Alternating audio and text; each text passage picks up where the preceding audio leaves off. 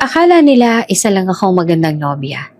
Nakangiti, tahimik, walang kaalam-alam. Akala ng lahat, ako ang pinakamahinang nilalang sa bulwagang iyon. Pero hindi nila alam, sa loob ng reception na puno ng halakhak at champagne, may dalawang taong lihim na nagtatawanan sa likod ko. Ang lalaking pinakasalan ko at ang babaeng nagpapanggap na kaibigan niya. Ang babaeng nakaputi rin, nakangiti rin. Akala mo'y inosente. Best friend daw. Ngunit kabit pala. At sa gabing iyon, hindi lamang kasal ang ipinagdiwang. May plano ring libing. Ang tanong, sino ang inilibing nila? Ako ba? O ang maling taong uminom ng lason?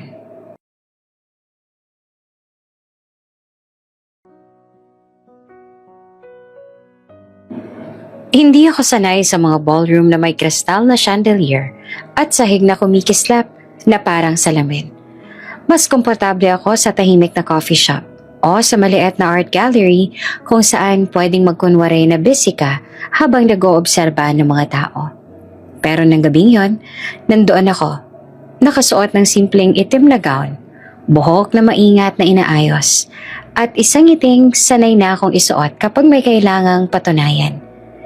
Charity ball iyon sa BGC, fundraiser para sa mga batang may cancer.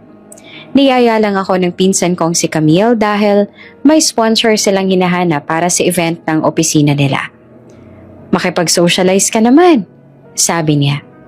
"Di ka naman mananakit ng tao kung umiti ka." Hindi ko alam na sa isang ngiti, may taong papasok sa buhay ko. At halos, wasakin ito. Nakilala ko si Victor Alonzo sa tabi ng high table na puno ng champagne flutes. Matangkad siya, maayos manamit, at may boses na kayang patahimikin ang isang magulong kwarto. Hindi yung malakas, kundi malinaw. Yung tipong kapag nagsalita siya, pakiramdam mo may saysay ang bawat salita. "First time mo rito?" Tanong niya na may bahagyang ngiti sa labi. Tumango ako. "Halata ba?" "Kaunti," sagot niya at tumawa ng mahina. Pero hindi sa masamang paraan. May innocence ang mga unang beses. Insurance broker daw siya. Independent. Mahilig sa public speaking. Sanay humawak ng mga kliyenteng mayayaman. Marunong makinig. Iyon ang unang napansin ko. Kapag nagsasalita ako, hindi siya sumisingit. Tinitingnan niya ako sa mata. Parang tunay na interesado kahit ang kwento ko'y tungkol lang sa trabaho at kung paano ako napadpad doon. May natural na chemistry, hindi pilit. Hindi rin yung parang may sinusunod na script. Para lang kaming dalawang taong nagkataong pareho ang wavelength. Pero kahit sa gitna ng magaan na usapan, may mga tanong siyang sumingit. Mga tanong na hindi ko agad pinansin on. "Close ka ba sa pamilya mo?" "Oo," sagot ko. "May kuya ko, abogado." Bahagyang nagbagong ekspresyon niya. Isang segundo lang pero sapat para mapansin ko at agad ring isang tabi. "Ah," sabi niya. "May abogado sa pamilya. Mabuti yan." Sunod niyang tanong, "May life insurance ka na ba?" Natawa ako. Inakala akong biro. "Grabe ka, hindi pa nga ako tapos sa champagne ko, iniisip mo na agad ang kamatayan ko?" Ngumiti siya pero parang may sinusukat. "Occupational hazard," sagot niya. "Insurance mindset." Tinanggap ko ang paliwanag. Gusto ko siyang paniwalaan. Madali pala iyon.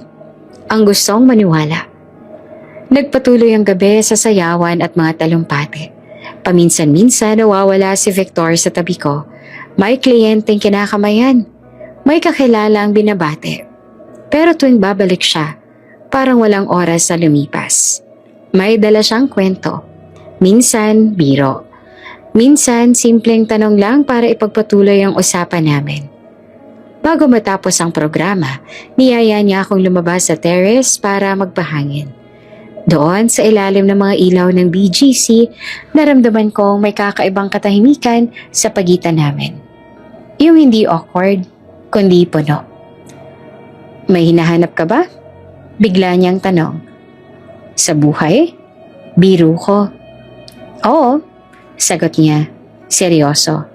Sa buhay. Hindi ko alam kung bakit ako naging tapat. Siguro, katotohanan at kapayapaan. Tumango siya, parang may iniipit na lihim.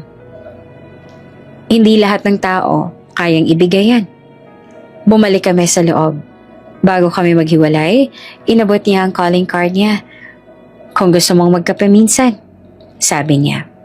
Walang insurance talk. Pangako. Tinanggap ko iyon ng may ngiti. Hindi ko alam kung bakit may bahagyang lamig sa likod ko habang pinapanood ko siyang lumayo. Parang may matang nakamasid mula sa malayo. Uy, bulong ni Camille nang lapitan ako. Mukhang may nahanap ka. Ngumiti lang ako. Mukha lang. Pero habang pauwi ako ng gabing yon, paulit-ulit bumabalik sa isip ko ang isang bagay. Isang pakiramdam na hindi ko maipaliwanag. Hindi ko alam kung ano iyon. Hindi ko alam kung sino. Ang alam ko lang, may taong laging nasa paligid niya. Kung may taong marunong magpaniwala na ang pag-ibig ay ligtas, si Victor Alonzo iyon. Hindi siya yung tipo ng lalaking araw-araw magpapadala ng bulaklak o magsasabi ng malalaking salita. Sa halip, simple siya, consistent. May good morning message bago ako pumasok sa trabaho. May tawag tuwing gabi kahit 5 minuto lang para tanungin kung kamusta ang araw ko. Kapag sinasabi kong pagod ako, hindi siya nagtatampo. Sasabihin lang niya, pahinga ka, andito lang ako. Doon ako nahulog. Sa loob ng mga sumunod na buwan, naging natural ang lahat. Mga coffee date pagkatapos ng trabaho, weekend lunches. Bigla ang yaya ng sine kahit walang plano. Hindi siya nagmamadali. Hindi rin siya parang may tinatagong agenda. Iyon ang akala ko. Ipinakilala ko siya sa pamilya ko makalipas ang 6 na buwan. Una ay kay mama, na kilalang mapanuri pagdating sa mga lalaki sa buhay ko. Tahimik lang si mama habang nag-uusap kami sa dining table. Pinagmamasdan niya si Victor, kung paano siya sumagot, kung paano niya ako tingnan. Pag alis niya, tinanong ako ni mama, sigurado ka ba sa lalaking yan? Kinabahan ako. Bakit ma? Maayos siya, sagot niya. Pero masyado siyang maingat. Parang laging may iniisip. Pinagtanggol ko siya agad. Insurance broker siya ma, normal lang siguro. Tumango si mama. Hindi na nakipagtalo. Akala ko tapos na roon. Mas naging madali nang makuha ang loob ng kuya kong si Miguel. Abogado si Miguel, istrikto, logical, at hindi madaling bilib. Isang beses lang silang nag-inuman ni Victor at kinabukasan, tinapik niya ako sa balikat. Okay siya, sabi ni Miguel. Hindi mayabang, marunong makinig. At mukhang mahal ka. Mahal ka. Dalawang salita nagpatahimik sa lahat ng duda ko. Doon ko rin unang narinig ng mas malinaw ang tungkol kay Rhea. Best friend ko yon, sabi ni Victor isang gabi habang kumakain kami sa isang maliit na Italian restaurant. Halos magkapatid na nga kami. Sabay kaming lumaki sa industry. Girl best friend? Tanong ko, nakalahating biro. Tumawa siya. Oo, pero huwag ka mag-alala. May boyfriend siya. Matagal na. Hindi ako selosa. O baka ayaw ko lang maging selosa. Sa mundo ko, ang pagtitiwala ay hindi hinihingi. Ibinibigay. Paminsan-minsan, nababanggit niya si Rhea sa mga kwento niya. Kung paano raw siyang tinulungan noong nagsisimula pa lamang siya sa insurance. Kung paano raw siyang takbuhan niya kapag pagod na siya sa trabaho. Laging may respeto ang tono niya kapag binabanggit ang pangalan nito. At tuwing tinatanong ko kung kailan ko siya makikilala, palagi niyang sagot, soon, busy lang siya. Hindi ko pinilit. Lumipas ang unang taon na parang walang bahid. Nagbakasyon kami sa Tagaytay. Nag-road trip sa La Union. Nagdiwang ng simpleng anibersaryo sa bahay lang. Home-cooked meal, wine, at tahimik na usapan tungkol sa mga pangarap. Gusto ko ng simple. Sabi niya nang minsan nakahiga kami sa sala. Ayoko ng komplikado. Ngumiti ako. Ako rin. Kung alam ko lang kung gaano kakomplikado ang katotohanan. Sa ikalawang taon, mas naging present si Victor sa buhay ko. May mga gabi na sa bahay na siya natutulog. May mga gamit na siya sa cabinet ko. Toothbrush, extra shirt, pabango. Hindi siya kailanman naging controlling. Hindi rin siya nagsiselos kapag may lakad ako kasama ang kaibigan ko o pamilya ko. Sa mata ng lahat, green flag siya. Hanggang sa isang gabi, may dinner kami kasama ang ilang kaibigan niya sa trabaho. Doon ko unang nakita si Rhea. Maganda siya. Hindi yung pilit kundi yung effortless. Nakaputi siya. Ang buhok ay maayos. Ngiting madaling paniwalaan. Lumapit siya agad sa akin. So, ikaw si Alara, sabi niya. Sabay yakap na parang matagal niya na akong kilala. Finally. Ulit ko. Medyo nagulat pa sa pagiging pamilyar niya. Buong gabi mabait siya. Maalalahanin. Tinatawag akong sis kahit unang beses pa lang namin nagkita. Paminsan-minsan, tinitingnan niya si Victor. Hindi ko alam kung bakit parang masyadong pamilyar ang tingin. Pero mabilis ko ring tinanggal ang ideyang yon sa isip ko. Best friend lang. Iyon ang sinabi ni Victor. Iyon ang paniniwalaan ko. Pag-uwi namin, tinanong ko siya. Close pala talaga kayo? Tumango siya. Matagal na. Sana okay lang sa'yo. Ngumiti naman ako. Bakit hindi? At doon ko na tinapos ang usapan. Doon ko rin tinapos ang kahit anong munting alinlangan na dapat sana'y pinakinggan ko. Hindi ko kailanman pinagdudahan ang babaeng yon. Kung may isang alaala akong binalikan ng paulit-ulit sa therapy, iyon ang Palawan. Hindi dahil masakit siya sa simula, kundi dahil sobrang ganda. Masyadong perpekto para maging totoo. Sinabi ni Victor na work-related trip lang daw iyon. May client siyang ka-meeting sa Puerto Princesa at gusto raw niya akong isama para makapagpahinga rin ako. Walang ingranding plano, walang pahiwatig, kaya pumayag ako. Excited, pero walang inaasahan. Dumating kami sa isang maliit na resort na nakaharap sa dagat. Tahimik, malinis. Walang masyadong tao. Saktong lugar para sa mga taong gustong magpahinga sa mundo. Unang araw pa lang napansin ko na iba ang kilos ni Victor. Hindi ka ba? Parang masyado siyang alerto. Laging chinecheck ang phone. May kaunting tensyon sa balikat niya. Tinawanan ko lang yon. Work mode ka pa rin? Biro ko habang naglalakad kami sa tabing dagat. Konti, sagot niya. Sorry. Hindi ko siya kinulit. Sanay na ako magbigay ng space. Sa ikatlong gabi, niyaya niya ako maglakad sa beach bandang sunset. Nakasuot lang ako ng simpleng dress. Ang buhok ko'y basa pa dahil kakaligo lang namin. Walang makeup, walang preparasyon. At doon niya ginawa. Habang unti-unting lumulubog ang araw, huminto siya sa gitna ng buhangin. Tahimik ang paligid. Tanging alon lang ang maririnig. Huminga siya ng malalim. Parang may hinihila palabas ang dibdib niya. Alara? Sabi niya. Tumigil ako tumingin sa kanya. Bigla siyang lumuhod. Nanlamig ang mga kamay ko. Hindi ako nakagalaw. Hindi ko alam kung hihinga ba ako o sisigaw. Kilala na kita ng 2 taon. Sabi niya. Malinaw ang boses pero nanginginig ang kamay. At sa 2 taon na yon, ikaw ang naging tahanan ko. Ayoko magising sa umaga na hindi ikaw ang kasama ko sa buhay. Inilabas niya ang maliit na kahon. Antique ang singsing. Hindi yung kumikislap na bago kundi may karakter. Parang may kasaysayan. Isang simpleng diamante sa gitna. Hindi kalakihan pero eleganteng tingnan.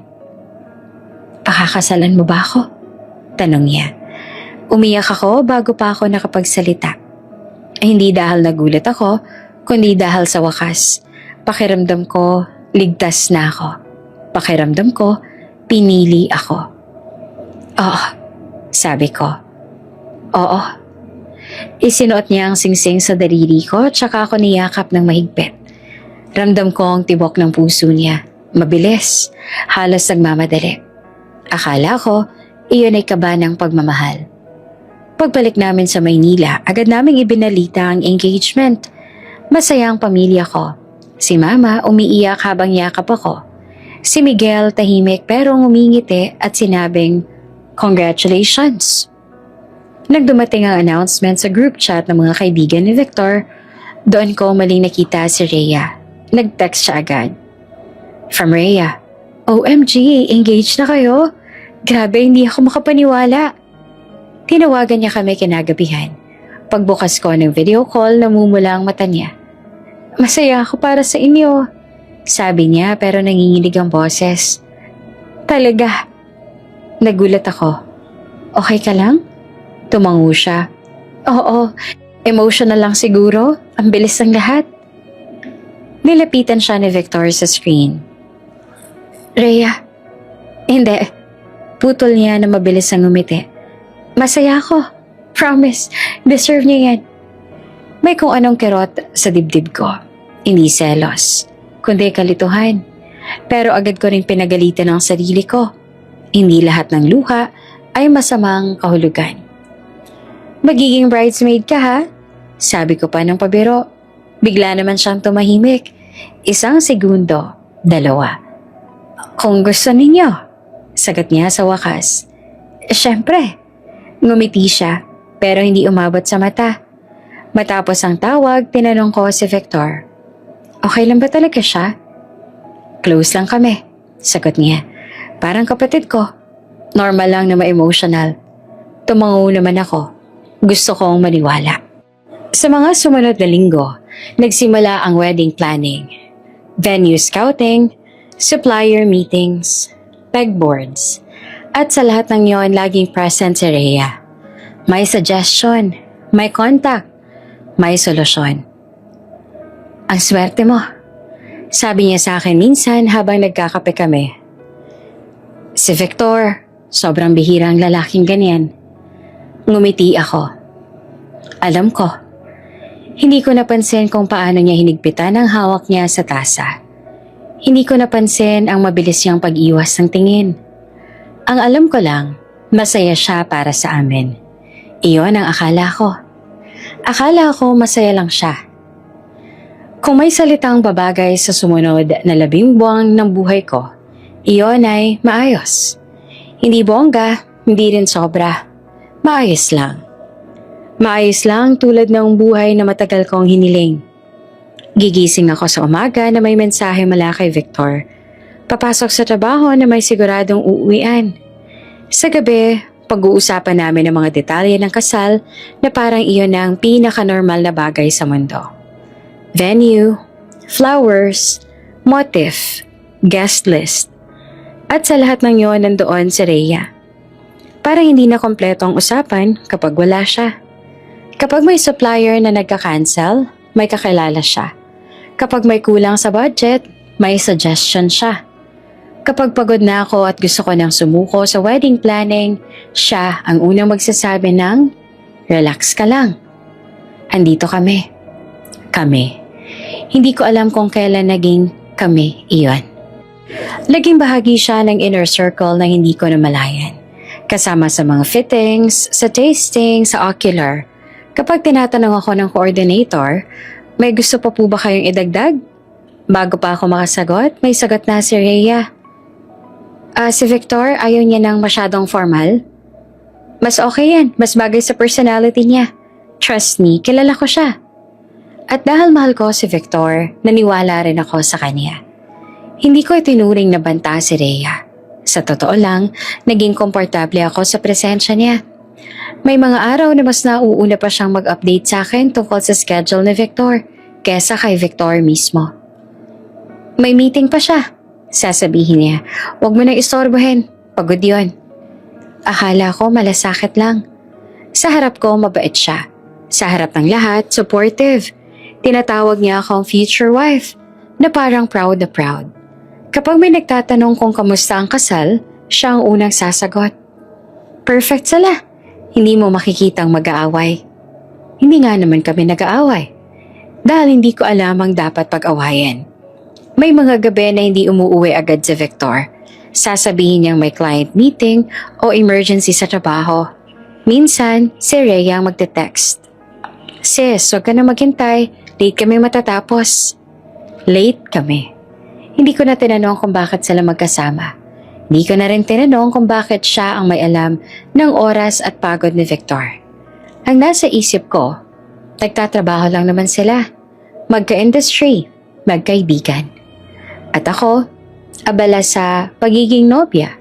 Sa mga fitting ng gown, hawak ni Rhea ang phone ko. Siya ang kumukuha ng pictures. Ang ganda mo, sabi niya na halos maiyak. Sobrang bagay sa'yo. Ngumiti naman ako. Salamat. Hindi ko alam na sa oras na yon, may ibang larawan siyang iniingatan sa sarili niyang phone. Mga litrato na hindi ko kailanman nakita. Sa mga meeting kasama ang pamilya ni Victor, siya ang unang nag-aasikaso. Ako na po, sasabihin niya sa nanay ni Victor. Kilala ko na kasi lahat ng supplier. Tinawag pa siya na napakabuting kaibigan ng nanay ni Victor. Parang anak ka na rin namin. At ako naman masaya dahil pakiramdam ko, tanggap ako, tanggap kami. Hindi ko alam na habang pinaplano namin ang kasal, may iba ring pinaplano, tahimik, dahan-dahan at maingat. May isang gabi na nagpaalam si Victor na may overnight meeting sa Tagaytay. Hindi ko siya sinamahan dahil may deadline ako sa trabaho. Nagpadala siya ng picture ng hotel room. Malinis, maayos, walang kakaiba. Nag-reply ako ng ingat at miss you.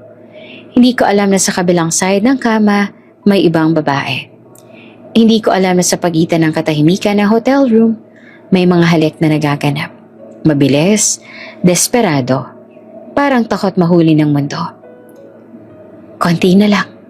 Bulong ni Victor sa kanya. Sigurado ka? Tanong ni Rhea. Sigurado. Sagot niya. Kailangan lang matapos ang kasal. At nagtawanan sila. Mahina na parang bata. Habang pinag-uusapan kung gaano ako ka-trusting, kung gaano ako kabait, kung gaano kadaling paniwalain. Habang ako nasa bahay, inaayos ang seating arrangement. Sa mata ko, perpekto ang lahat. Walang sigawan, walang pagtataksil, walang senyales. Pero ang totoo, may lihim na nabubuo sa likod ko. Hindi biglaan, hindi padalos-dalos, kundi planado. At habang papalapit ang kasal, mas lalo silang nagiging maingat. Mas lalong nagiging tahimik. Mas lalong nagiging mabait sa akin. Dahil mas madaling sakta ng taong walang hinala. Sa isang meeting ng coordinator, tinanong ako, Ma'am Elara, ready na po ba kayo sa biggest day ninyo? Ngumiti ako. Ready na. Hindi ko alam, may lihim na silang dalawa. 5:00 pa lang ng umaga gising na ang buong bridal suite. Hindi dahil sa kaba, kundi dahil sa ingay. May kumakatok na coordinator. May nagbubukas ng ilaw. May naglalatag ng damit. May nag-aayos ng mesa na puno ng makeup at hair tools. Amoy hairspray at kape ang kwarto. Sa labas ang bintana, unti-unting sumisilip ang araw. Parang may sariling pasensya sa pagdating ng liwanag. Nakaupo ako sa gilid ng kama, nakabalot sa puting robe, tahimik na pinagmamastan ang lahat. Eto na pala yun. Ang araw na plinano namin sa loob ng 18 buwan. Ang araw na pinangarap ng lahat para sa akin. Ang araw na sinabing pinakamaganda sa buhay ng isang babae. Nandoon ang mga bridesmaids ko. Si Camille, pinsan ko na parang ate na rin. Si Nina, college roommate ko na saksi sa lahat ng heartbreak ko bago si Victor. At si Rhea. Si Rhea na bridesmaid sa mismong kahilingan ni Victor. Noong una ayoko sana, sabi niya noon. Ayoko maagawan ka ng moment. Pero si Victor ay nagpumilit. Gusto ko siya roon, sabi niya. Trusted ko siya. Kaya naroon siya ngayon. Si Rhea ang pinakaunang lumapit sa akin ng araw na yon. May dala siyang tasa ng tsaa. Maingat na inabot sa akin. Uminom ka muna. Sabi niya, para hindi ka mahilo mamaya. Ngumiti naman ako. Salamat. Umupo siya sa tabi ko. Hinawakan ang kamay ko. Mainit ang palad niya. Masyadong mainit para sa isang umagang malamig ang hangin. Hindi ka ba kinakabahan? Tanong niya. Konti, sagot ko. Pero mas excited. Tumango siya. Normal lang yan. Pero swerte mo talaga kay Victor. Parang may diin ang bawat salita. Swerte mo. Hindi ko alam kung bakit may konting kirot sa dibdib ko. Parang may tanong na gustong lumabas pero hindi ko mabigkas. Alam mo, dagdag niya, bihira ang lalaking ganyan. Consistent, maalaga. Hindi ka iiwan. Hindi ka iiwan. Ngumiti ako, pilit. Alam ko. Sa gilid ng kwarto ni Camille at Nina ay nagkukulitan habang inaayos ang mga damit nila. May tawa, may selfie, may luha ng tuwa.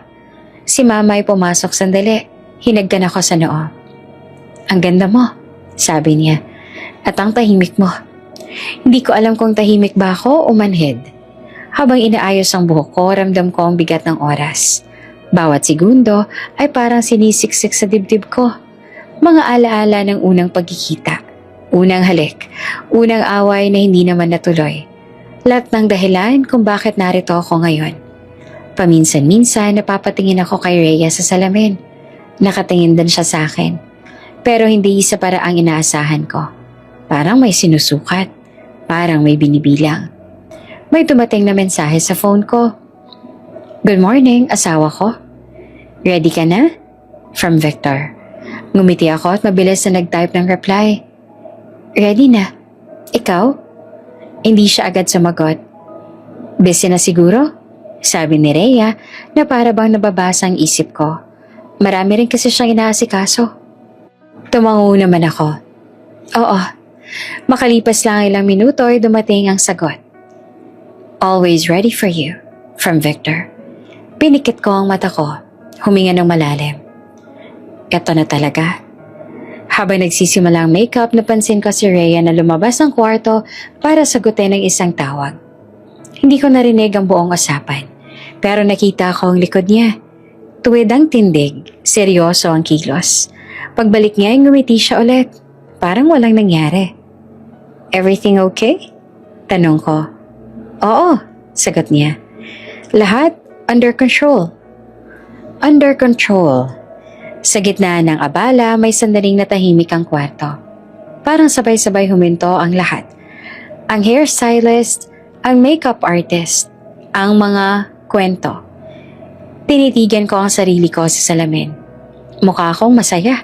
Mukha akong payapa. Mukha akong babaeng handang ikasal. Hindi ko alam kung bakit bigla akong kinabahan. Okay ka lang?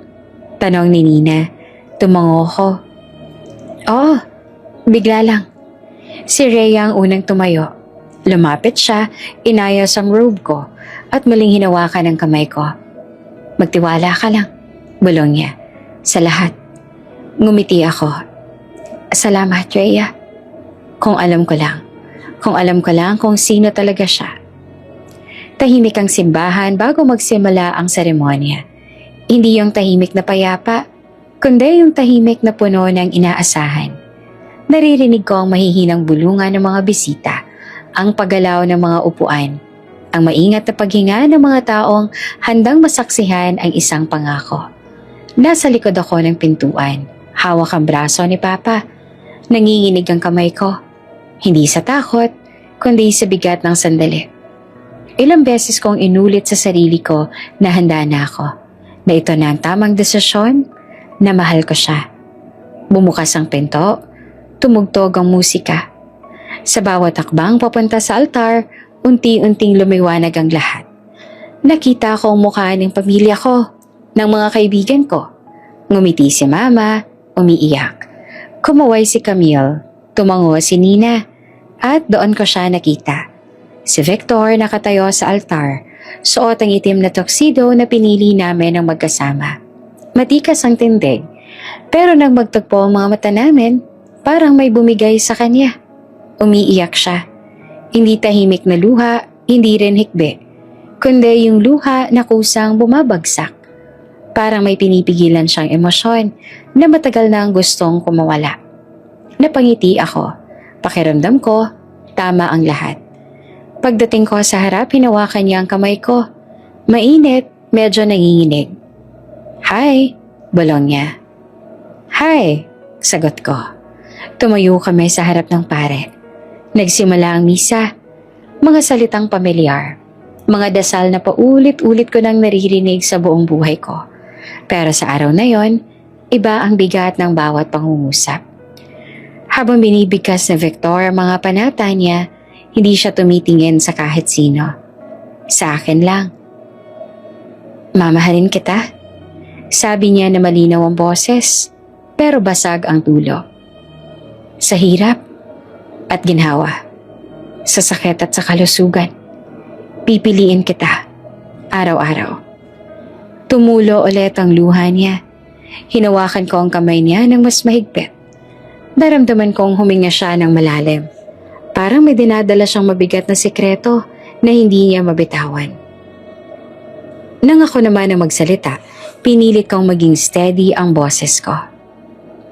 "Mamahalin kita," sabi ko. "Magiging tahanan mo ako, kakampi, kaibigan." Habang nagsasalita ako, may naramdaman akong mga matang nakatingin sa amin mula sa gilid. Si Rhea. Nasa hanay siya ng mga bridesmaids. Suot ang dusty rose na gown na siya mismo ang tumulong pumili. Nakatingin siya kay Victor, hindi sa akin. Hindi rin sa pare, kay Victor lang. Hindi siya umiiyak, hindi rin siya nakangiti.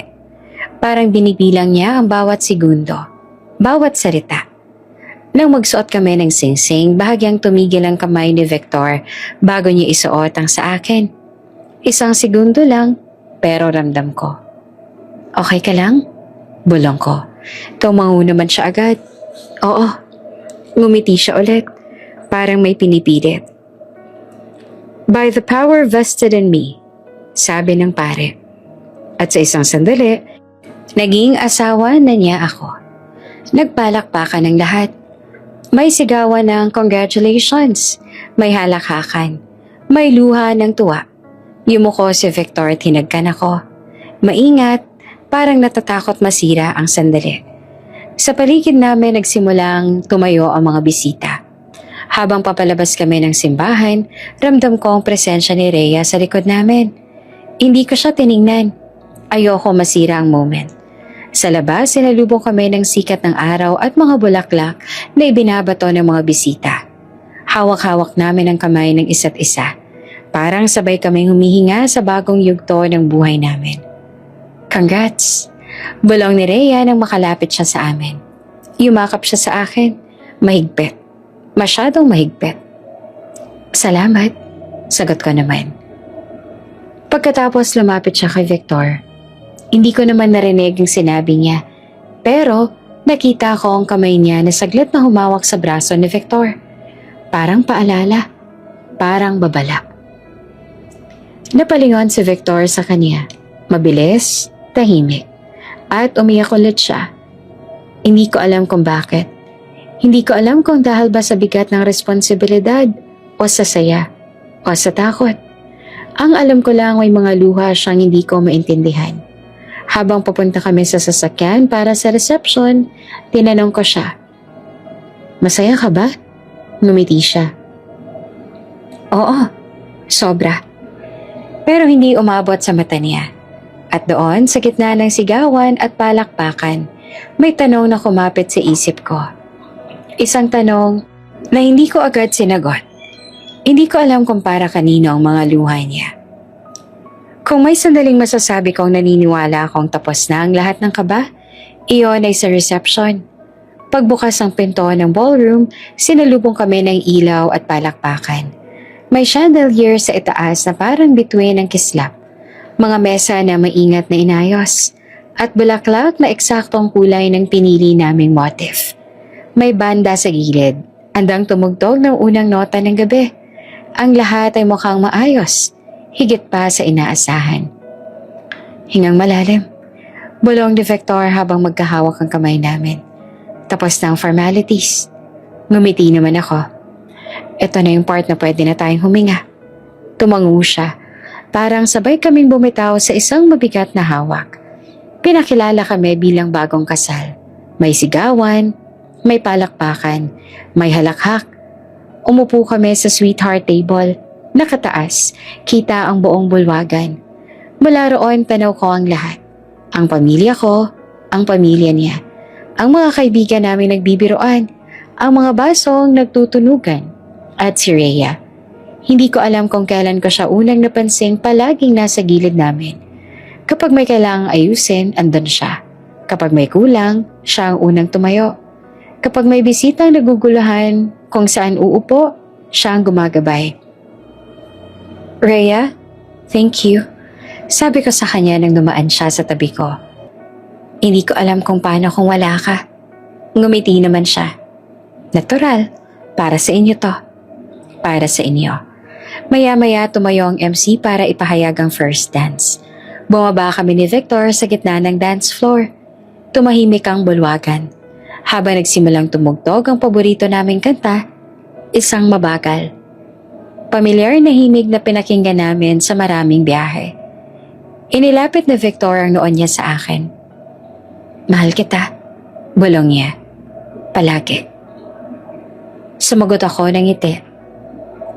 Mahal din kita. Sumayaw kami na parang walang ibang tao sa paligid. Para bang kami lang dalawa ang naroon. Walang mata, walang tanong, walang anino. Sa isang iglap naniwala ulit ako sa kwento namin. Pagkatapos ng sayaw may sunod-sunod na programa. Mga speech, mga toast, mga biro. Tumawa si Victor sa tamang lugar. Kumaway sa mga bisita. Humigop ng tubig paminsan-minsan. Ako naman, nakangiti lang. Sinusubukang tandaan ang bawat sandali. Sa likod ng saya may isang maliit na detalye na paulit-ulit kong napapansin. Tuwing tumatayo si Victor para batiin ang isang mesa, si Rhea ang unang sumasabay. Tuwing babalik siya sa table namin, may binubulong si Rhea sa kanya. Mga paalala, mga update, mga okay na lahat. Hindi ko yon pinansin. Abala ako sa pagtanggap ng yakap at pagbate. Sa bawat congratulations, mas sumalakas ang pakiramdam kong tama lahat ng desisyon ko. Bandang 8:00 nagsimula ang mas relax na bahagi ng gabi. Nag-ikot ang champagne. May mga bisitang nagsayawan. May mga batang nagtatakbuhan sa gilid. Umupo si Victor sa tabi ko. Inabot ang kamay ko. Pagod ka na? Tanong niya. Masaya? Sagot ko naman. Pagod sa saya? Tumawa siya. Sandali lang, aayusin ko lang yung sa sound. Tumayo siya. Hindi ko siya sinundan ng tingin. Hanggang sa maramdaman kong may umupo sa tabi ko. Si Rhea. Okay ka lang? Tanong niya at parang kabisado ng linya. Oo, sagot ko. Salamat nga pala sa lahat ng tulong mo. Walang anuman, sabi niya. Deserve mo to. May kakaibang lambing sa tono na yon. O baka pagod lang ako kaya masyado akong sensitibo. Tumayo rin naman agad siya. Tinawag ng coordinator. Mula sa mesa, natanaw ko si Victor sa bandang gilid ng ballroom. Malapit sa champagne station, may kausap siyang staff. Tumango siya, tapos ay tumingin sa paligid. Mabilis, maingat, parang may tinitiyak. Bumalik ang banda sa mas masiglang tugtog. May mga bisitang sumasayaw. May nagtatagayan sa gilid. Ang oras ay parang mabilis na umuusad. Parang hinahabol ang sarili nito. Muling bumalik si Victor sa table namin. Umupo siya, huminga ng malalim at ngumiti. Everything okay? Tanong ko. Oh, sagot niya. Under control. Under control. Mula sa malayo nakita ko si Rhea na nakatingin sa amin. Ngumiti siya, malinis at maayos, parang walang iniisip. Kumaway siya ng bahagya. Sumagot naman ako ng ngiti. Sa loob ko may kung anong kumalabit. Isang banayad na sensasyon na parang hudyat. Pero tinabunan ko yon ng ingay, ng ilaw, ng saya. Pagtingin ko sa relo eksaktong 8:30. 8:30 p.m. Hindi ko alam na sa oras na yon, may isang desisyong ginagawa sa likod ng mga ngiti. May isang galaw na inihahanda. May isang hakbang na babago sa direksyon ng gabing ito. Habang tinataas ng MC ang mikropono para sa susunod na programa, huminga ako ng malalim at sumandal sa upuan. Hindi ko alam. 8:30 p.m. Doon nagsimula ang tunay na plano nila. Hindi ko namalayan kung kailan ako napagod. Siguro dahil sunod-sunod ang ngiti, iyakap at pasasalamat. Siguro dahil sa ilaw na hindi humihina at sa ingay na hindi nauubos. O baka dahil sa bigat ng mga emosyon na matagal ko rin kinikimkim. Saya, kaba, at kung anong hindi ko maipaliwanag. Mag-retouch lang ako. Sabi ko kay Victor habang tumatayo ako mula sa sweetheart table. Tumango naman agad siya. Sige, sandali lang. Hindi niya na ako sinamahan. Hindi rin naman ako nagtaka. Abala siya sa pakikipag-usap sa isang bisita. At ako naman, sanay na mag-isa sa mga ganitong sandali. Habang naglalakad ako papunta sa bridal lounge, may humabol na boses sa likod ko. Lara, si Rhea. Lumapit siya sa akin, maingat ang hakbang. Parang ayaw makaistorbo sa daloy ng gabi. Nakangiti siya. Yung pamilyar na ngiting ilang buwan ko nang nakikita. Mag-retouch ka? Tanong niya. Oo, sagot ko. Medyo kailangan Tumango naman siya. Relax ka lang. Sabi niya tinawakan ng braso ko saglit. Kami na ni Victor ang bahala sa lahat. Kami ni Victor. May kakaibang diin ng pagkakasabi niya. Parang may gustong ipahiwatig na hindi ko maintindihan. Pero pagod ako. Ayoko mag-isip. Ayoko maghanap ng kahulugan sa bawat salita. Salamat, sabi ko lang. Sandali lang ako. Pumasok ako sa lounge. Tahimik doon kumpara sa ballroom. May malaking salamin, malambot na ilaw at isang couch na parang inaanyayahan akong umupo at huminga. Inayos ko ang lipstick ko. Pinunasan ng bahagyang pawis sa noo. Inayos ang buhok ko na may ilang hiblang kumakawala sa ayos. Sa salamin nakatingin sa akin ang isang babaeng bagong kasal. Medyo pagod pero masaya. May ningning pa rin sa mata kahit may bahagyang anino ng pag-aalinlangan. Konti na lang. Bulong ko sa sarili ko. Konti na lang. Lumabas ako ng lounge na mag-isa. Hindi ko na hinintay si Rhea. Akala ko babalik din siya sa table nila o abala sa pag-aasikaso. Habang naglalakad ako pabalik sa ballroom, napansin kong mas maingay na ulit ang paligid. Mas masigla ang tugtog. Mas maraming bisita na nakatayo. May hawak na baso, nagtatawanan. Pero may isang eksenang biglang humiwalay sa ingay. Si Victor. Nakatayo siya sa mesa ng champagne, mag-isa. Hindi siya nakikipag-usap. Hindi rin siya tumatawa. Hawak niya ang isang flute. Nakatingin sa loob ng baso na parang may binabasa. Paminsan-minsan, tumitingin naman siya sa paligid. Hindi para maghanap ng kausap, kundi parang tinitiyak na walang nakatingin. Huminto ako sa paglalakad. May ilang segundo rin ako nakatayo roon. Hindi ko alam kung lalapit ba ako mananatili sa kinatatayuan ko. Parang may hangin na dumaan sa pagitan namin. Malamig, mabigat. Bakit siya mag-isa? Sanay ako makita siyang may kausap. Laging may ngiti. Laging may galaw. Pero sa sandaling iyon, iba ang aura niya. Tahimik, seryoso. Parang may ginagawa na hindi para sa ibang tao. Napansin ko inilapag niya ang baso at saka kinuha ang isa pa. Tiningnan niya ang placard sa mesa. Mga pangalan na nakaayos para sa toast. Mabilis niyang iniangat ang tingin. Parang nakaramdam na may nakamasid. Nagkatinginan kami. Isang segundo lang, dalawa. Ngumiti siya agad. Mabilis. Masyadong mabilis. Love! Tawag niya at kumaway. Okay ka na? Tumango ako mula sa malayo. Oo. Lumapit ako ng dahan-dahan. Pilit na normal ang hakbang. Habang papalapit, may napansin akong detalyeng hindi ko alam kung totoo ba o bunga lang ng pagod.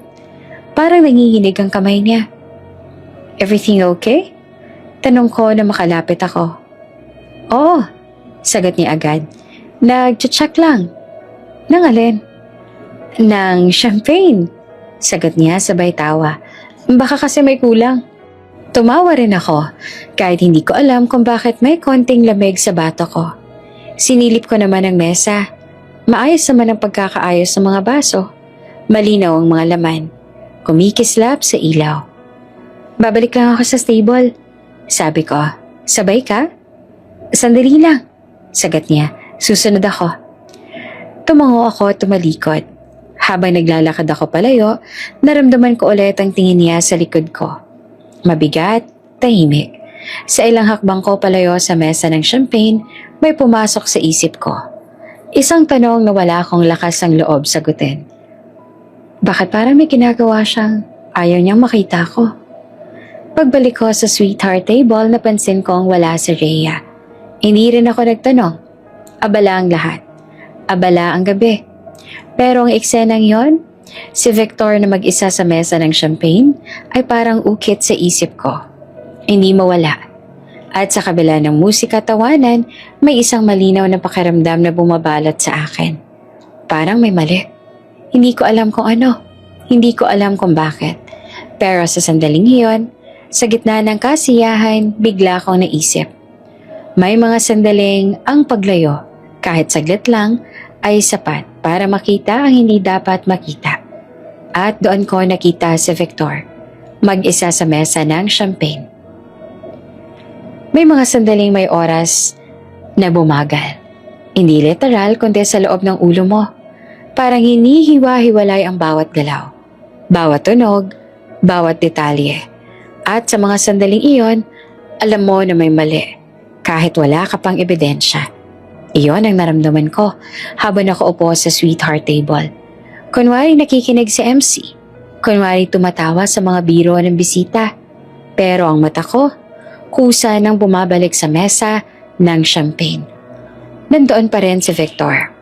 Hindi na siya mag-isa. May ilang staff sa malayo. May mga bisitang naglalakad pero may espasyong iniwan ang paligid niya. Parang sinasadya. Parang may hangganan na hindi tinatawid ng iba. Tumayo ako, dahan-dahan. Hindi ako nagsabi kahit kanino. Kinuha ko lang ang clutch ko at naglakad sa gilid ng ballroom. Pinipiling wag dumaan sa gitna para hindi mapansin. Habang papalapit ako, nakita ko siyang may hawak na maliit na bote. Hindi yan champagne. Hindi rin yun alak. Maliit, transparent, kasya sa palad. May takip na madaling buksan. Naramdaman kong tumigil ang paghinga ko. Binuksan niya ang bote, maingat, parang sanay. Tumingin siya sa paligid. Isang beses, dalawa, parang may binibilang sa isip niya. Walang nakatingin. O iyon ang akala niya. Kinuha niya ang isang champagne flute mula sa mesa. Isang baso lang, hindi dalawa, hindi marami. Sa harap ng baso, may maliit na placard. Ang pangalan ko, Elara. Hindi ko alam kung paano ako nakalapit nang hindi niya napapansin. Siguro dahil abala siya sa pagiging maingat. O baka dahil masyado siyang kumpiyansa na walang nagmamasid. Iniangat niya ang bote at dahan-dahang ibinuhos ang laman nito sa baso. Walang kulay, walang amoy, walang kakaiba sa itsura. Pero sa loob ko may sumigaw. Huwag! Nanginginig ang kamay niya. Hindi dahil sa kaba ng isang lalaking magtutoast, kundi dahil sa bigat ng ginagawa niya. Pagkatapos, inangat niya ang baso. Bahagyang inikot. Saka inilapag ulit sa eksaktong lugar kung saan niya kinuha. Tinakpan niya ang bote at pinasok sa bulsa ng suit niya. Huminga siya ng malalim. At ngumiti. Isang ngiting hindi ko kailanman nakita sa kanya. Manipis, kontrolado. Parang may tinatapos na checklist. Bigla siyang napalingon. Nagtagpo ang mga mata namin. Sa isang iglap, nakita ko ang lahat. Ang takot, ang pagkabigla. Ang mabilis sa pag-aayos ng mukha. Parang may kortinang binababa sa loob ng ulo niya. Elara, sabi niya na medyo masyadong masigla ang tono. Ayos ka lang? Tumango ako. Hindi ko alam kung paano ko nagawa yon at parang may sariling isip ang katawan ko.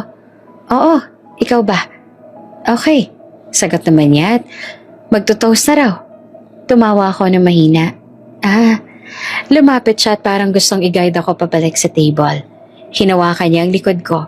Isang hawak na ilang beses ko nang naramdaman sa buong gabi. Pero ngayon, parang may kuryenteng dumaloy. Sandali lang ha, sabi ko. Kukuha lang ako ng tubig. Hindi siya umimik.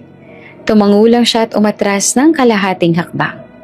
Habang naglalakad ako palayo sa mesa ng champagne, ramdam ko ang tibok ng puso ko sa tenga ko. Parang may drum na paulit-ulit na tumatama sa loob ng dibdib ko. Anong nakita ko? Anong binuhos niya? At bakit sa baso ko? Bumalik ako sa sweetheart table at umupo. Pinilit kong umite sa mga bisitang lumalapit. Pinilit kong makinig si MC na nagsasabing magsisimula na ang toast. Sa harap ko, ilang metro lang ang layo. Naroon ang mesa ng champagne. Kita ko ang basong may pangalan ko nakatayo roon. Tahimik, parang walang kasalanan. Pero alam ko. Alam ng katawan ko bago pa makasunod ang isip ko. May mali. Hindi ko alam kung anong klase ng laso na yun. Hindi ko alam kung anong epekto. Hindi ko alam kung gaano kabilis o kabakal.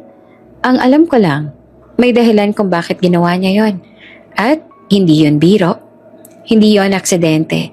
Hindi iyon simpleng pagkakamali. Lumapit si Rhea sa table namin. Umupo siya sa bakanteng upuan sa tabi ko. Ready ka na ba sa toast?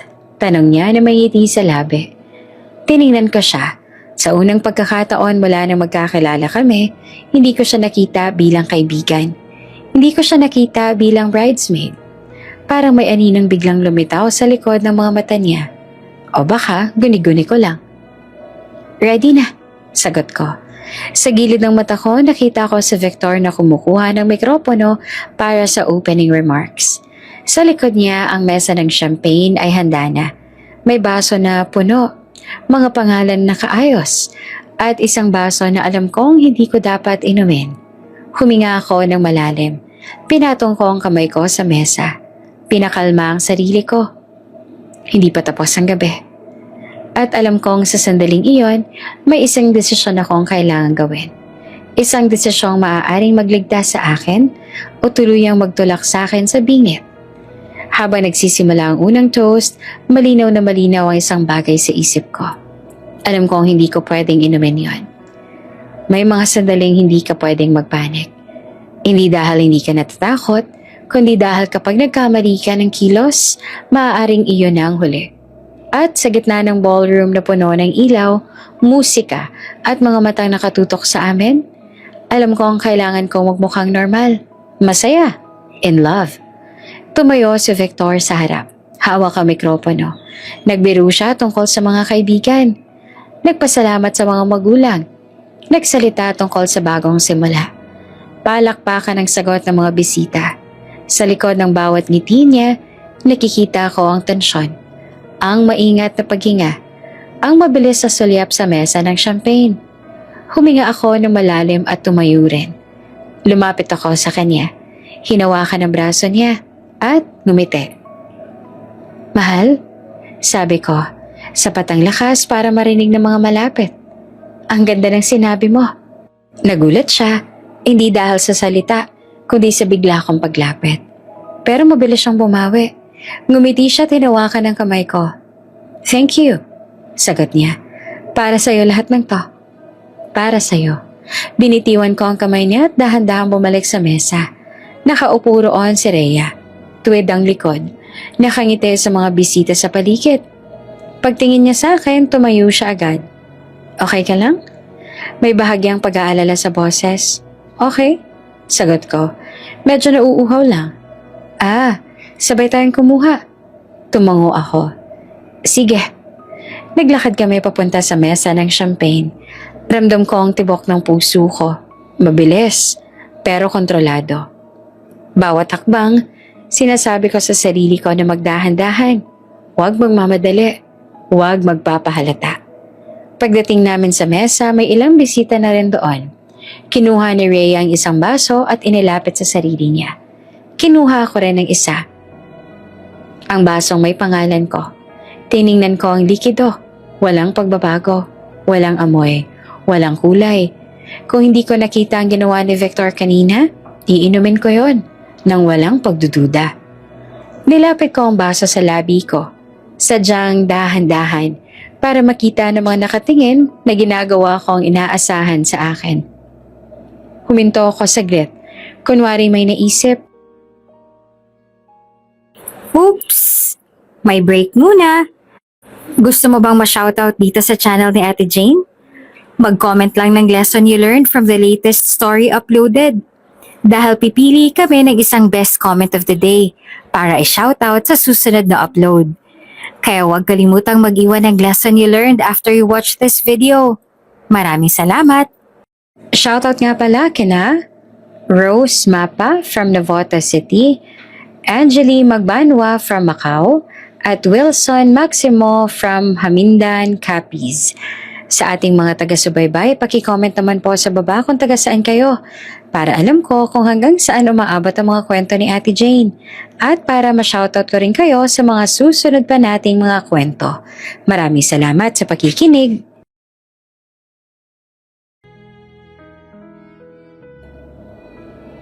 Rhea, sabi ko na may lambing sa tono. Pwede bang tikim muna ng sayo? Gusto ko lang malaman kung pareho ba ang lasa. Napangiti siya. Arte mo. Biro niya. Pero sige. Inabot niya ang baso niya at inabot ko ang sa akin. Sa isang galaw na halos hindi mapapansin, isang hakbang palapit. Isang pagtagilid ng kamay, pinagpalit ko ang mga baso. Walang tunog, walang titig, walang senyas. Isang segundo lang. Bumalik sa kanya ang basong may pangalan ko. Bumalik sa akin ang basong walang laman na panganib. Okay na? Tanong niya. Okay na. Sagot ko sabay ngiti. Bumalik kami sa table. Umupo si Rhea sa tabi ko. Hawak ang baso. Ako naman, hinawakan ang akin. Pero hindi ko ininom. Inilapit ko lang sa labi ko. Kunwari sumipsip. Mula sa harap nakita ko si Victor. Nakatingin siya sa amin. Sa akin. Sa baso ko. Bahagyang tumango siya. Parang nagsasabing, okay na. Kung alam mo lang. Tumayo ang MC at inanunsyo ang mga toast. Isa-isang tumayo ang mga kaibigan. Nagbahagi ng mga kwento. May halakhakan, may luha. Sa bawat palakpakan, mas humihigpit ang hawak ko sa baso ko. Ang basong ligtas. Sa tabi ko tumawa si Rhea. Nagbiro pa siya. Tumagay ng malaki. Hindi niya alam na ang basong hawak niya ang hindi para sa kanya. Tiningnan ko siya at sinubukan ko maghanap ng senyales. Ano mang pahiwatig na may nararamdaman na siya? Wala pa. Normal, relaxed, masaya. Sa harap ngumiti naman si Victor, bahagyang napapikit. Parang humihinga na ng maluwag. May bahagi naman sa akin na gustong tumayo at sumigaw, sabihin sa lahat ang nakita ko. Pero alam kong hindi pa yon ang tamang oras. Hindi pa kompleto ang kwento. Hindi pa buo ang ebidensya. At higit sa lahat, kailangan kong makita hanggang saan sila aabot. Lumapit si Victor sa table namin para sa susunod na bahagi ng programa. Dumaan siya sa likod ko. Bahagyang hinaplos ang balikat ko. Okay ka lang? Bulong niya. Ngumiti naman ako. Yap, okay ako. Sa sandaling yun, nagtagpo ang mga mata namin. Nakita ko ang pagdududa. Isang iglap lang na parang may hindi tugma sa eksena. Pero mabilis niya ring tinago. Tumayo ang sunod na speaker. Mas lumakas ang palakpakan. Mas naging maigay ang ballroom. At sa gitna ng ingay, malinaw sa akin ang isang katotohanan. Tapos na ang tahimik na pagpapalit. Nasa lugar na ang mga baso. Nasa kamay na ng tamang tao ang maling inumin. Huminga ako ng malalim at umupo ng tuwid. Nagsimula ang mga toast. Nagsimula ang toast sa parabang anumang masayang gabi. May mga biro tungkol sa pagiging late ni Victor sa dates. May mga kwento kung paano raw ako unang nahulog sa kanya. May mga payong mula sa matatanda na paulit-ulit ko namang narinig. Communication, patience, love. Tumatawa ang lahat. Palakpakan. Tunog ng baso ang nagtatagpo. Hawak ko ang baso ko, inalalapit sa labi paminsan-minsan, pero hindi ko naman talaga iniinom. Isang kampi lang, Isang galaw para magmukhang normal. Para walang magtanong. Sa tabi ko naman, si Rhea. Masaya siya. Tama, sigaw niya matapos ang isang toast. Sabay tawa. Iniangat niya ang baso at uminom ng malaki. Isang tuloy-tuloy na higop na parang uhaw na uhaw. Hindi ko siya tiningnan agad. Ayokong makita. Ayokong maramdaman ang bigat ng nangyayari. Pero kahit nakatingin ako sa harap, ramdam ko ang kilos niya sa tabi ko. Ang pag-angat ng braso, ang pagtagilid ng ulo, ang paghinga niya matapos uminom. Tumayo naman ang susunod na speaker. Isang kaibigan namin sa kolehiyo. May hawak na cue card. Nanginginig ang boses sa kaba. Habang nagsasalita siya, may kakaibang katahimikan na biglang pumasok sa loob ko. Parang may hinihintay ang katawan ko. Narinig ko ang baso ni Rhea na inilapag sa mesa. Hindi iyon malakas. Hindi rin maingat. Parang basta na lang. Sumulyap ako. Maputla siya. Hindi yung maputlang dahil sa ilaw. Kundi yung parang may biglang humugot ng kulay sa mukha niya. Kumunot ang noon niya. Parang may nahanap na hangin. Okay ka lang? Bulong ko na halos hindi ko marinig ang sarili kong boses. Tumango siya pero mabagal. Masyadong mabagal. Iniangat niya ang kamay niya at parang gustong magsalita. Pero walang lumabas. Bigla siyang humawak sa mesa. Rhea? Tawag ng isang bridesmaid sa kabilang dulo. Tumayo siya ng bahagya. Isang maling desisyon. Umuga ang katawan niya. Nanlabo ang mata. At bago pa man may makalapit, bumagsak siya. Isang malakas sa tunog ang umalingaw-ngaw sa ballroom. Hindi dahil sa bagsak lang, kundi dahil sa sabay-sabay na sigaw ng mga tao. Diyos ko, anong nangyari? Tumawag kayo ng tulong. Nagkagulo ang lahat. May mga tumayo, may mga lumapit, may mga umatras sa takot. Ang banda ay biglang tumigil. Ang MC naman ay napatingin. Hindi alam ang sasabihin. Lumuhod ako sa tabi ni Rhea. Nanginginig ang kamay ko habang hinahawakan ang balikat niya. Rhea, naririnig mo ba ako? Tanong ko. Hindi naman siya sumagot. Nanigas ang katawan niya. Parang may dumaloy na kuryente sa loob. Nanginginig ang mga daliri niya. Namumuti ang labi. May bumula sa gilid ng bibig niya. Sa paligid, may mga umiiyak. May sumisigaw ng medic. May tumatawag sa staff. Tumingin ako kay Victor. Nakatayo siya ilang hakbang ang layo. Nakapako sa sahig. Hindi siya lumapit. Hindi rin siya umatras. Hawak niya ang mikropono na hindi niya namalayang nasa kamay pa rin niya. Ang mukha niya, hindi gulat. Takot. Takot na parang may hindi umaayon sa plano. Nagtagpo ang mga mata namin. Sa isang iglap, alam ko na. Alam niya na alam ko. Parang may pader na bumagsak sa pagitan namin.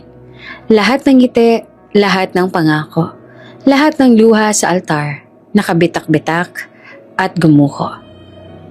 Tumawag kayo ng ambulance! Sigaw ko. May isang staff na tumakbo palabas. May isa pang naglabas ng first aid kit. Walang alam kung ano ang gagawin. May isang bisitang nagdasal ng malakas. Hinawakan ko ang kamay ni Rhea. Malamig. Please! Bulong ko at hindi ko alam kung para kanino. Please! Dumating ang hotel medic. Sinuri siya. Inangat ang talukap ng mata. Tiningnan ang pulso at umiling siya. Possible poisoning.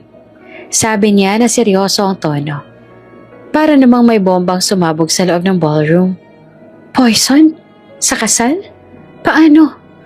Tumingin ang medic sa paligid. Kailangan siyang madala sa ospital ngayon din. Habang inihahanda ang stretcher, may 2 pulis na dumating. Tinawag na pala ng staff. Nagiwa-hiwalay ang mga tao, parang dagat na binuksan. Lumapit ako sa isang pulis. Ako ang asawa, sabi ko. At ako ang dapat kausapin ninyo. Tiningnan niya ako. Nagulat pero tumango. Lumapit din si Victor. Isang hakbang, 2 hakbang, parang may gustong sabihin. Pero nang magtagpo ang mga mata namin ulit, tumigil siya. Hindi ako lumingon sa kanya.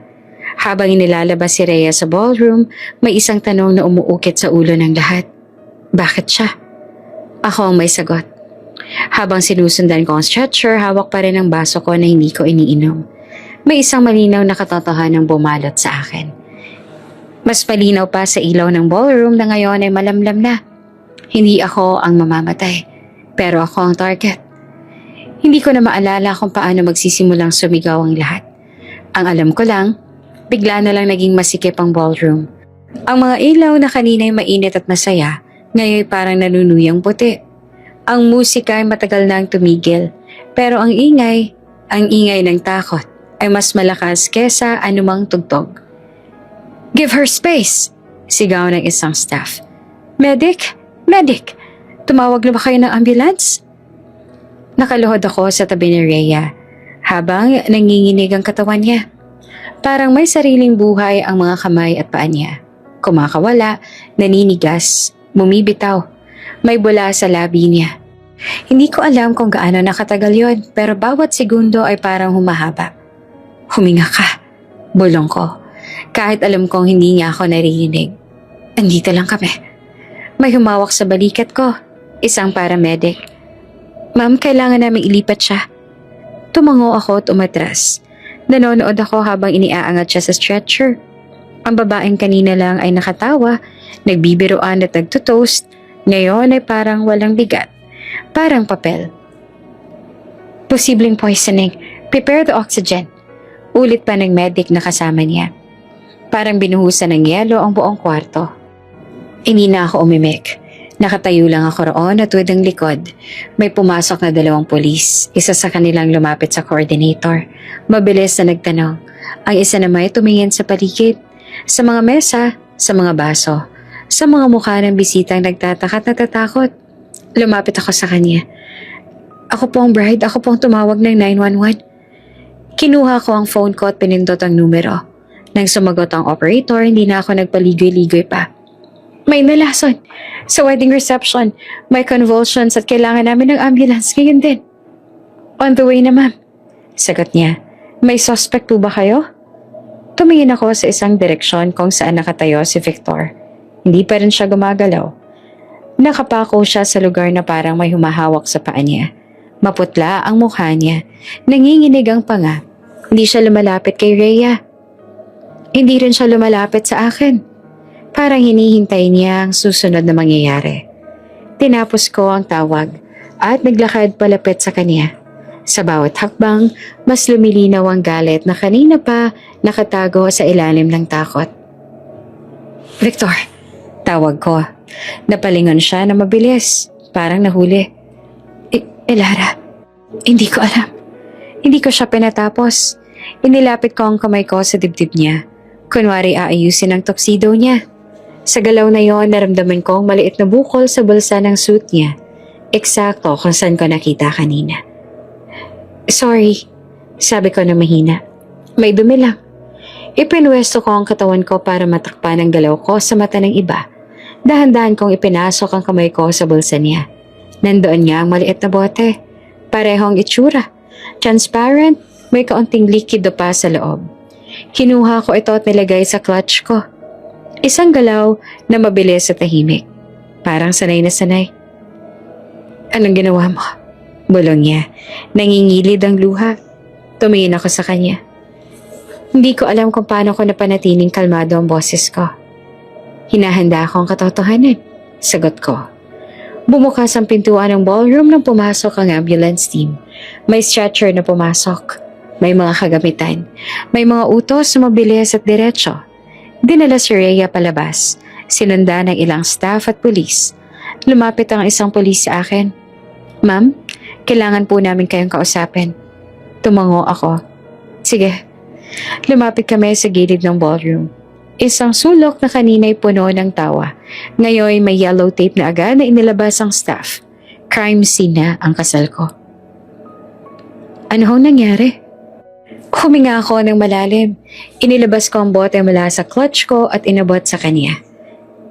"Nakita ko ang asawa ko." Sabi ko na malinaw. Ibinuhos niya yan sa baso ko. May pangalan ko ang baso. Tumaas ang kilay ng pulis. Sigurado ka? Tumango ako. Oo, nakita ko. At bago magsimula ang toast, pinagpalit ko ang baso ko at ng babae. Bakit mo ginawa yun? Dahil alam kong may mali. Sagot ko. At ngayon may ebidensya na tayo. Tiningnan niya ang bote, tsaka tumingin sa akin. Hindi na bilang bride, kundi bilang testigo. Ma'am, sabi niya na seryoso. Kung totoo nga ang sinasabi mo, ikaw ang target. Tumango ako.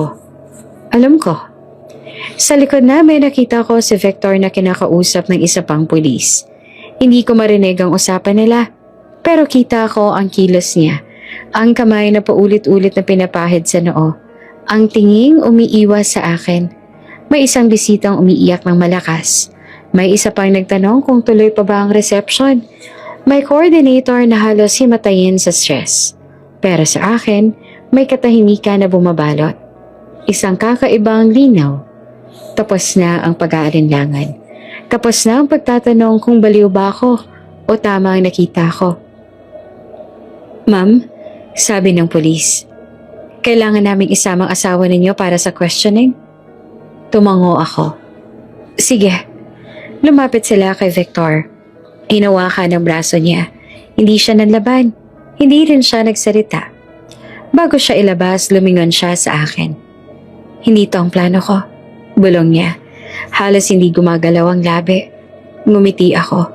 Hindi dahil masaya ako, kundi dahil malinaw na ang lahat. Alam ko, sagot ko. Kaya ka natatakot. Habang nilalabas siya ng mga pulis, tumingin ako sa ballroom, sa mga mesa, sa mga baso, sa mga bulaklak na kanina'y simbolo ng pag-ibig. Ngayon, saksi na sila sa isang krimen. Huminga ako ng malalim at hinarap ang pulis. Isulat ninyo to. Sabi ko, hindi siya ang target. Nagkibit balikat ang pulis at naghihintay. Ako, ang gusto nilang lasunin. Hindi ako umuwi pagkatapos ng kasal. Mula sa ballroom na may yellow tape hanggang sa presinto, parang iisang mahabang gabi ang lahat. Walang simula, walang dulo. Ang suot ko pa rin ay wedding gown. May bahid ng alikabok sa laylayan. May bahid ng dugo sa isip ko. Pinaupo nila ako sa isang maliit na silid. Malamig ang ilaw. Walang bulaklak. Walang musika. Isang mesa. 2 upuan. At isang recorder na tahimik na nakahiga sa gitna. Pumasok ang lalaki may dalang folder. Katamtaman ng tangkad. Diretso ang tindig. Kalmado ang mukha. Hindi siya mukhang nagmamadali. Mukhang sanay. Detective Morales. Sabi niya at iniabot ang kamay. Salamat sa pakikipagtulungan. Mrs. Alonzo. Napakurap ako. Please, Elara na lang. Tumango siya. Sige, Elara, handa ka na ba? Huminga ako ng malalim. Oo. Pinindot niya ang recorder. Ulitin mo mula sa simula. Sabi niya. Yung nakita mo, lahat. Ikinuwento ko ang mesa ng champagne, ang maliit na bote, ang basong may pangalan ko, ang pagpapalit. Walang paligoy-ligoy, walang emosyon. Para ako nagbabasa ng report tungkol sa buhay ng ibang tao. Habang nagsasalita ako, hindi siya sumisingit. Paminsan-minsan lang siyang tumango o magsusulat ng ilang salita. May ebidensya ka ba? Tanong niya matapos kong matapos. Inilabas ko ang bote. Inilapag ko sa mesa. Kinuha ko yan mula sa bulsa niya. Sabi ko, bago dumating ang mga paramedic. Kinuha niya ang bote gamit ang gloves. Tiningnan, inamoy, isinara ulit. Salamat. Malaking tulong ito. May kumatok sa pinto. Pumasok ang isang pulis. May hawak na papel. Toxicology results, sabi nito. Kinuha ni Detective Morales ang papel at binasa. Hindi nagbago ang mukha niya. Pero may kung anong tumigas sa panga niya. Confirmed, sabi niya. Rohypnol na hinaluan ng sedative. Lethal dose. Nanlamig ang mga daliri niya. Kahit alam ko na, iba pa rin kapag sinabi ng direkta. Kung ikaw ang uminom, dagdag niya, malamang hindi ka na nakaabot sa ospital. Tumango ako. Hindi ko na kailangang magtanong. Si Victor? Tanong ko. Under arrest na siya. Attempted murder. Pumikit ako sandali. Hindi dahil sa lungkot, kundi dahil sa bigat ng katotohanan. Lahat ng luha niya sa altar, lahat ng pangako, lahat pala ay rehearsal. Si Rhea? Tanong ko. Buhay. Critical. Nasa ICU pero stable na. May kakaibang katahimikan sa loob ko. Hindi ginhawa, hindi rin awa. Parang pahinga matapos ang matagal na pagtakbo. Detective? Sabi ko. May gusto pa ba kayong malaman? Tiningnan niya ako ng diretsyo. Meron, pero hindi pa sa'yo. Tumayo siya at binuksan ng pinto. May gusto akong ipakita. Sa kabilang silid nakita ko si Victor. Wala na ang tuxedo. Naka-gray na t-shirt na lang siya. Nakaupo, nakayuko, hawak ang ulo. Hindi siya umiyak. Hindi rin siya nagsasalita. Parang naubusan ng script. Lumapit si Detective Morales. Victor Alonzo, sabi niya, you're being charged with attempted murder. Tumingin si Victor sa akin. Sa unang pagkakataon mula na magkita kami, wala siyang maskara. Pagod, galit, takot. Hindi siya dapat. Sabi niya na halos pabulong. Hindi siya. Hindi ko alam kung alin ang tinutukoy niya. Ang plano o ang konsensya niya. May abogado ka ba? Tanong ni Morales. Tumango si Victor. Yes. Good. Kakailanganin mo. Lumabas kami ng silid. Isinara ang pinto. Hindi pa tapos. Sabi ni Morales habang naglalakad kami pabalik. May isa pang bahagi. Alin? Tanong ko. Phone records. Messages. Calls. Bumalik kami sa interview room. May inilatag siyang printout sa mesa. Screenshots ng messages. Mga mensaheng hindi ko kailanman nakita. Konti na lang. Siguro ka bang safe to? Oo, wala makakapansin. Sa kasal talaga? Tanong pa ni Rhea. Perfect timing. Humigpit ang hawak ko sa upuan. Hindi lang pala kabet. Sabi ni Morales, may indikasyon ng conspiracy. Kasabwat ha? Bulong ko. Tumango siya. Mukha. Tiningnan ko ang mga oras sa messages. Linggo, buwan, halos isang taon. Mga detalye, mga plano, mga tanong tungkol sa insurance. Life insurance? Tanong ko. Meron. Sagot niya. Policy under your name. May irregularity sa pirma. Napatawa ako. Isang maikling mapait na tawa. Of course. Hindi pa namin sinasabi sa media. Dagdag niya. Pero lalabas to. Huminga ako ng malalim. Gusto kong tumistigo. Tiningnan niya ako. Handa ka ba? Tumango ako. Oo. Tumayo siya at iniabot ang folder. Magpahinga ka muna. Mahaba pa to. Paglabas ko ng presinto, umaga na. Walang confetti, walang rice shower, may malamig na hangin lang at katahimikan. Sa gilid ng isip ko may isang linya na paulit-ulit na bumabalik. Isang katotohanang malinaw na ngayon pa lang tuluyang lumilitaw. Hindi lang pala kabet, kundi kasabwat. Hindi agad sumabog ang balita. Sa una, bulong-bulungan lang isang wedding reception na nauwi sa emergency. Isang bridesmaid na sinugod sa ospital. Isang groom na dinala ng pulis. Walang pangalan, walang detalye. Tahimik ang lungsod. Pero alam kong hindi iyon magtatagal. Dinala ako ni Detective Morales sa isang conference room sa presinto. May TV sa gilid. Nakamute, may laptop na bukas sa mesa. May kape na malamig na. Hindi ko man lang natikman. Lalabas na to, sabi niya nagdiretso. Pero kung gusto kong makita mo muna. Pinindot niya ang play. Mga screenshot ng messages ang sunod-sunod na lumabas. Mas malinaw, mas buo kaysa sa pinakita niya kahapon. May dates, may oras, may mga salitang hindi na pwedeng ipagkaila. 1 year na. Konti na lang, tapos na to. Message ni Victor kay Rhea. Hindi pa rin ako kampante. Sagot naman ng babae. Sa kasal, walang maghihinala. Sigurado ka bang sa baso niya? Oo. Lagyan ng pangalan, may placard, kaya hindi pwedeng magkamali. Parang may humampas sa dibdib ko. Hindi dahil sa sakit, kundi dahil sa katiyakan. Isang taon habang nagpi-fitting ako ng gown, may iba palang pinaplano. Habang nag-aayos kami ng guest list, may iba palang nag-aayos ng kamatayan ko. Lumabas ang susunod na folder, Life Insurance Documents. Policy under your name, sabi ni Morales. Beneficiaries, si Victor at si Rhea. Teka, si Rhea? Co-beneficiary. Forgery, hindi ikaw. Tinitigan ko ang papel.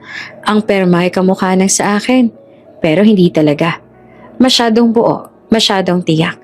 Parang ginuhit ng taong alam na alam ang gusto niyang mangyari. May dahilan ba kung bakit kasama siya? Tanong ko kahit alam ko naman ang sagot. Meron, sa messages. After nito wala na tayong hahatiin na sikreto. Oo, malinis na ang lahat. Sa wakas tayo na. Yun ang nabasa niya pagkatapos niyang i-play ang video. Hindi ko alam kung alin ang mas masakit. Ang planong patayin ako o ang malinaw na katotohanang hindi ako kailanman naging hadlang lang sa relasyon nila. Ako, ang obstacle. Isang problema ang kailangang tanggalin. May isa pang detalye. Tungkol sa gabing yon. Lumabas ang transcript ng interrogation ni Rhea. Bahagi lang, pero sapat. Rhea, akala ko sa kanya. Sa basa niya. Sinong kanya? Tanong na investigator. Kay Elara. So, pumayag ka nga sa plano? Tanong ng investigator. Tahimik lang si Rhea at hindi sumagot. Rhea? Oo. Huminga ako ng malalim. So, alam niya. Alam niya, sagot ni Morales. Pero may twist. Tinuloy niya ang pagbabasa. Rhea, hindi ko alam na ako nakainom. Investigator, paano nangyari yon? Rhea, nagkamali siya. Sa huling minuto, akala niya. Investigator, akala niya alin? Akala niya hindi papalitan ni Elara ang baso.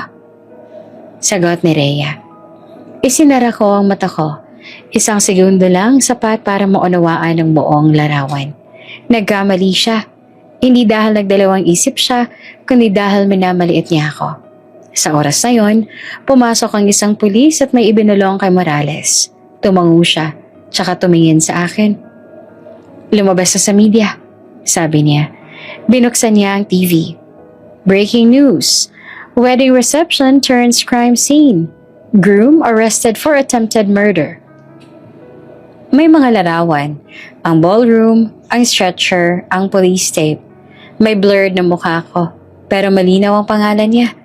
Victor Alonzo, Rhea Santos. Sumunod ang headline, mas malalaki at mas patitigas ang mga salita.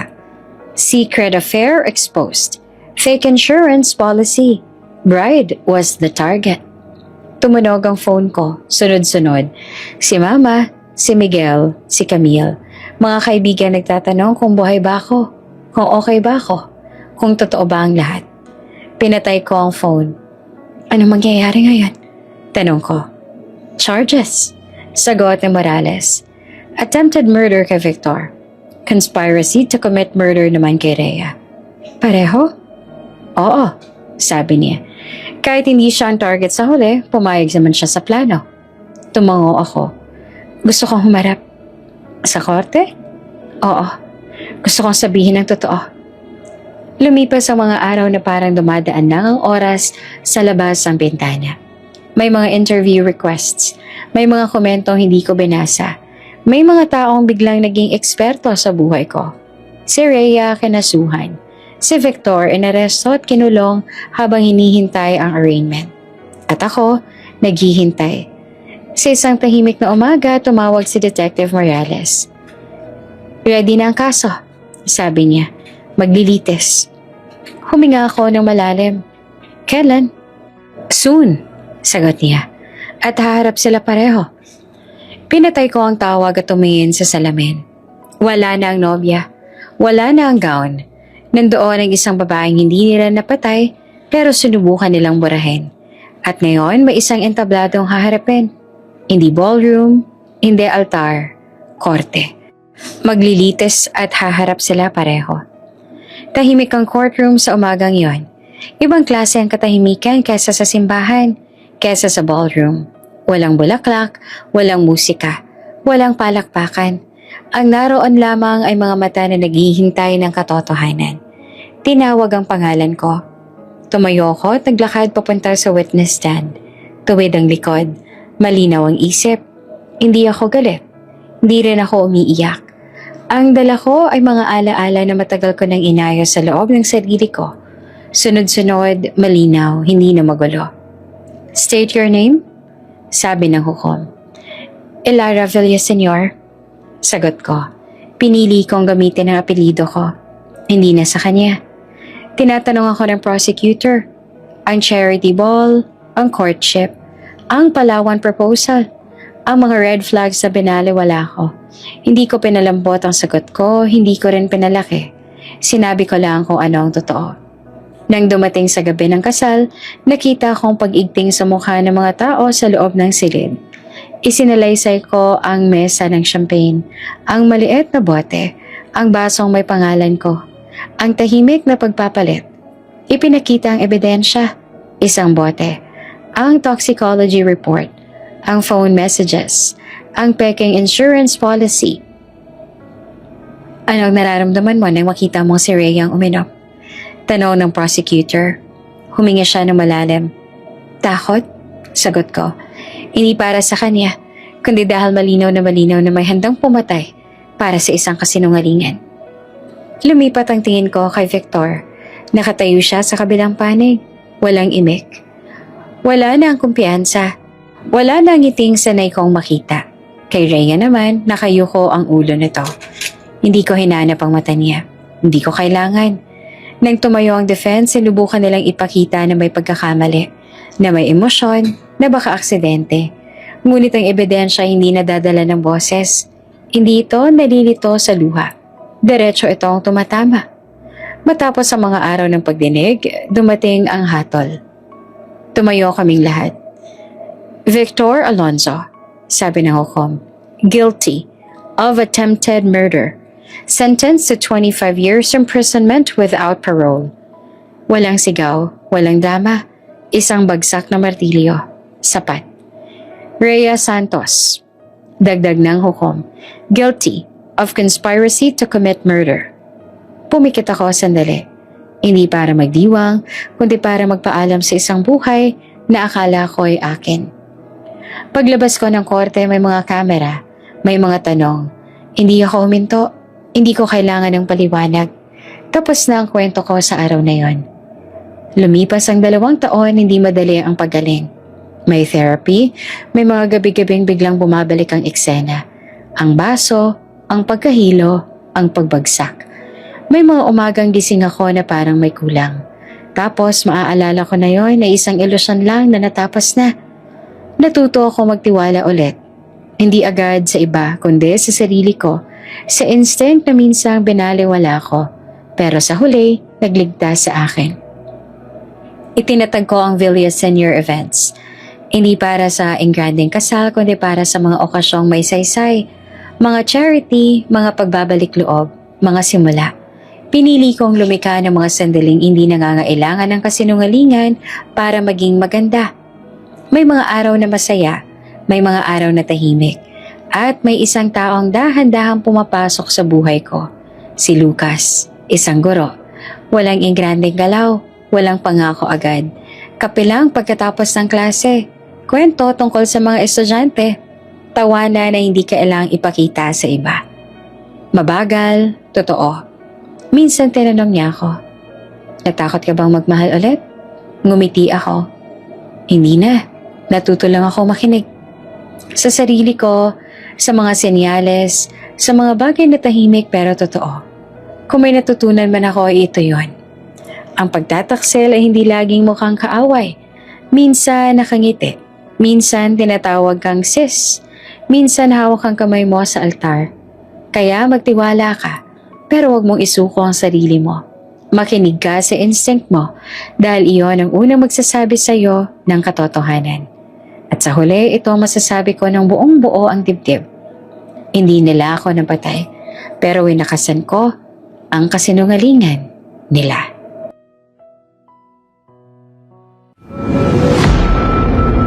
Kung bago ka pa lang sa channel na ito, Ate Jane TV, huwag kalimutang pindutin ang notification bell and subscribe button. Sana po hindi naman malaking abala sa inyo ang pagpindot ng subscribe button dahil ang kapalit po nito ay ang pagsuporta para makapag-produce ng mga libreng stories sa mga channels ni Ate Jane. Maraming salamat!